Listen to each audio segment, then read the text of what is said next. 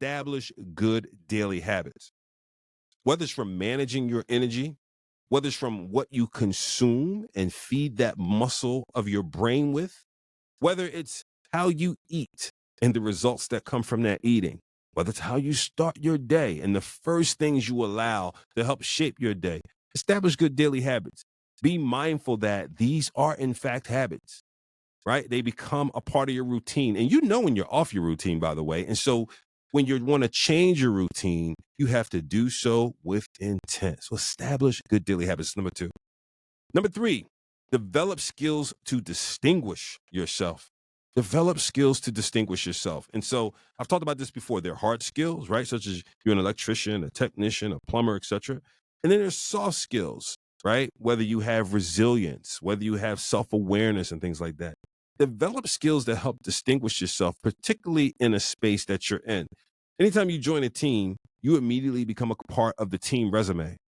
What part do you fill within that team resume? What's the gap you help fill that existed before you came, and now you come and you distinguish yourself because you're filling a gap with a certain set of skills? Be conscious of developing skills to distinguish yourself. Number four, learn to accept feedback. Family, this is hard for a lot of us.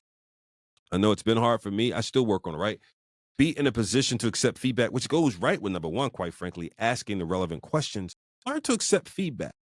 In fact, begin to ask for feedback. How am I doing? If you had to give me a 3+3-, three things that I do really well and three things I could develop. And by the way, develop doesn't mean I'm horrible at them, but I can get better at them in your eyes. What would be those three things I can get better at? It's a great question when you want to get some feedback.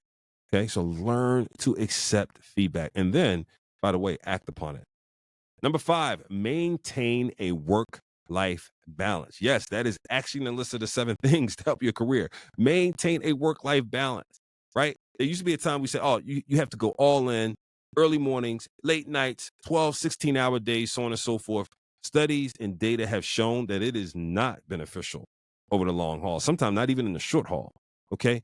Maintain a work-life balance. You need to be able to operate in both spaces. And when you come back to work, by the way, after being off for the evening or being off for the long weekend or whatever the case, you come back with more energy, a higher level of focus, a higher level of output. This is about efficiency and effectiveness. It's not about showing you can put in the longest set of hours. So maintain that work-life balance, family. That was number 5. Number 6, identify ways to collaborate. When you collaborate, you're leveraging a number of things. You're leveraging other people's wisdom. You're now diversifying the experiences you bring to the table. And guess what? You share some accountability.